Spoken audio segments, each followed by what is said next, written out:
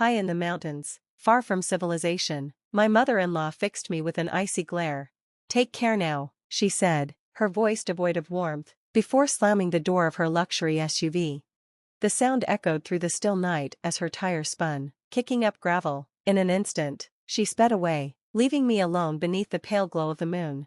For the first time, I saw her for what she truly was: cold, ruthless, and victorious. A cruel smirk tugged at her lips, and her eyes gleamed with satisfaction, as if she had already won. "Why, Mom?" I murmured, my voice quivering.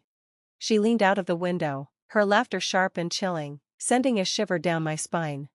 "Goodbye, Emily," she sneered. "No one's coming for you. By tomorrow, you'll be nothing but a meal for the wolves." Her words hit me like ice water. The engine roared as she disappeared into the night, the headlights fading into darkness, leaving me standing in shock.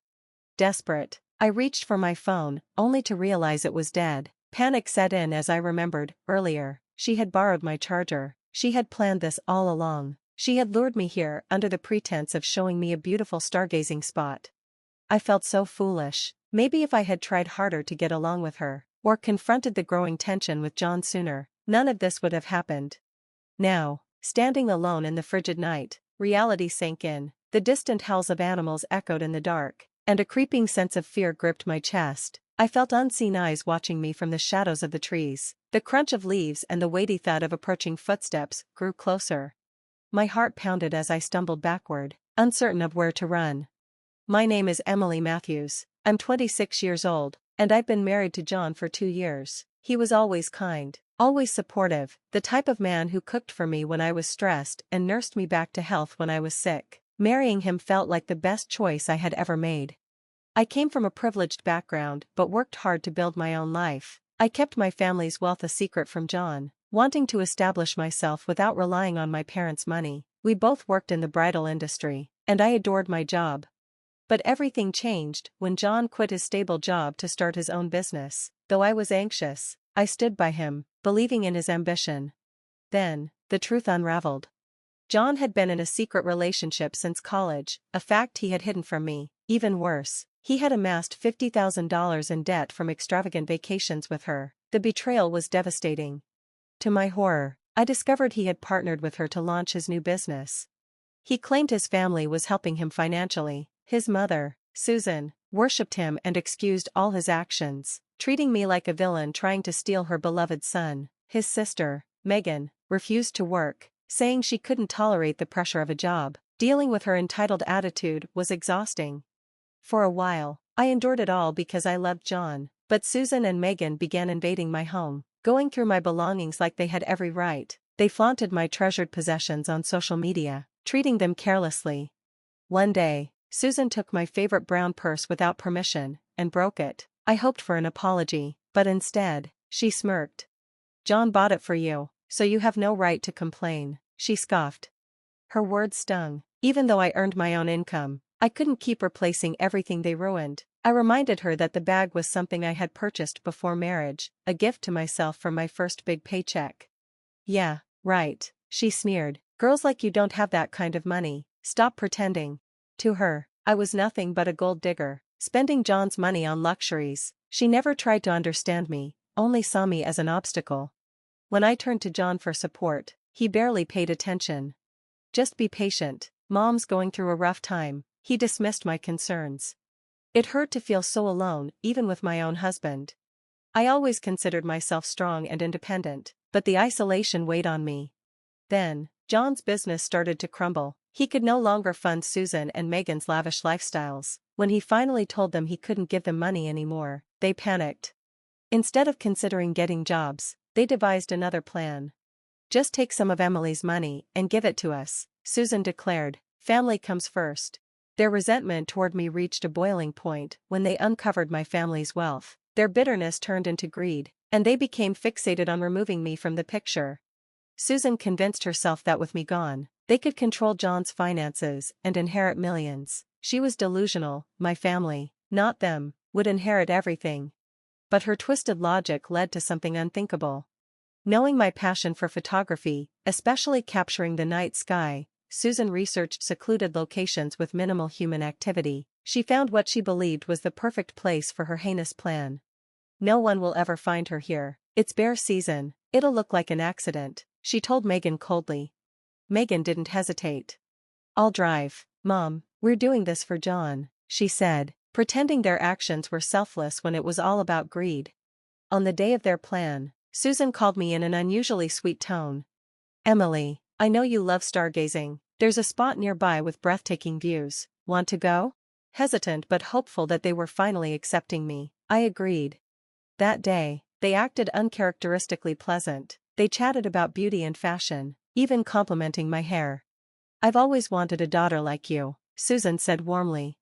Something felt off, but I wanted to believe their kindness was genuine.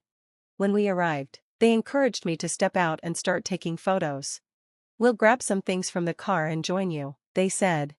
As I marveled at the stunning sky, I heard the car doors slam. I turned just in time to see them locking the doors and starting the engine. We'll be keeping the house and the car, watch out for the bears, sweetheart, Susan called out as they sped away, abandoning me in the freezing, desolate mountains. Terror gripped me as I realized I had been left behind, but what they didn't know was that I wasn't defenseless. I had a contingency plan. Meanwhile, Susan and Megan were basking in their supposed victory. It's done, Susan boasted, a smug grin on her face as they indulged in an extravagant dinner, convinced that their troubles were over. But their joy was short-lived. When they returned home, their celebration turned into a nightmare. Police vehicles lined the driveway, and standing beside them was me, calm, unharmed, and accompanied by my father and several officers. How are you here? Susan stuttered, her face drained of color.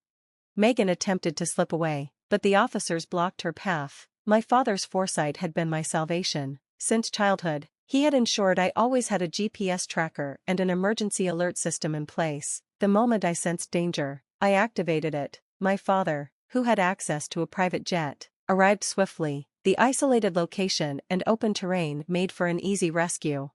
But that wasn't all. My father had also trained me to document suspicious encounters. I had recorded the entire car ride, capturing Susan's chilling words, "We'll be taking the house and car. Hope you don't mind the bears." The evidence was damning. Susan and Megan were arrested on the spot for attempted murder and fraud. The shock overwhelmed Susan, causing her to faint, while Megan collapsed into hysterics, desperately shifting the blame onto her mother. The case became a media sensation, with headlines ridiculing Susan as the mother-in-law who craved millions. The internet erupted with outrage as details emerged about how Susan and Megan had flaunted my possessions online for clout. John, once proud of his pristine reputation, became a social pariah. Investigations revealed he had been unfaithful since the beginning of our marriage. In a desperate attempt to save himself, he testified against his own family, adding yet another betrayal to his legacy. The consequences were swift. Susan and Megan's accounts were frozen, their assets seized. Without John's financial support, they were left with nothing. Meanwhile, John's infidelity and reckless spending became public knowledge, tarnishing his professional image beyond repair. He lost his job, his status, and any semblance of dignity. Looking back, I couldn't help but question everything. Why had John married me if he had never loved me? The memories of his once sweet gestures now felt like cruel deceptions. But despite the pain, I realized I was finally free from John, his manipulative family, and the exhausting charade of pretending everything was fine. It was time to rebuild, stronger and wiser.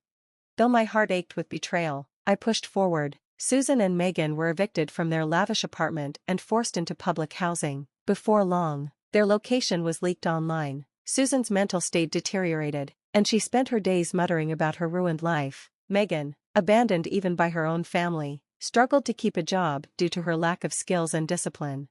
Desperate to escape her downfall, Megan reached out to me.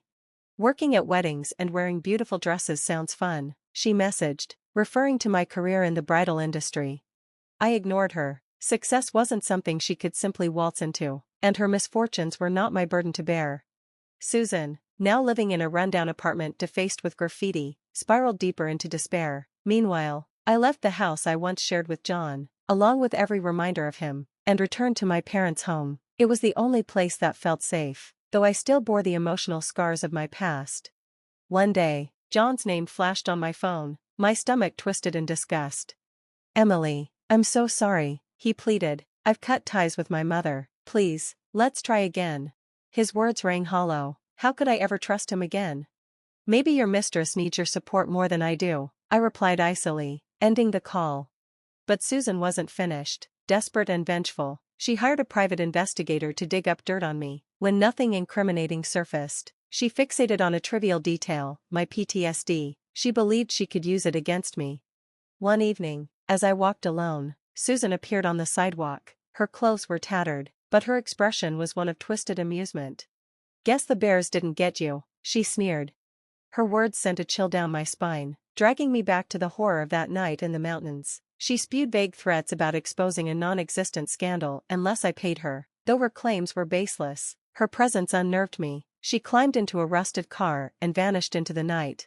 Furious, I called my father. He wasted no time in uncovering financial fraud and tax evasion within John's business. When confronted, John had no choice but to confess. His mistress, Lena, was horrified to discover she was entangled in his criminal dealings. Their carefully crafted lies collapsed, leaving them utterly exposed. With John's accounts frozen and his career in ruins, he had nowhere to turn. Even Susan, the woman who had orchestrated so much deceit, abandoned him. "You're no son of mine," she spat, walking away without a backward glance. John and Susan were left destitute, victims of their own greed and manipulation. Meanwhile, I focused on healing. My experience had shown me the importance of escaping toxic relationships and rebuilding from the ground up.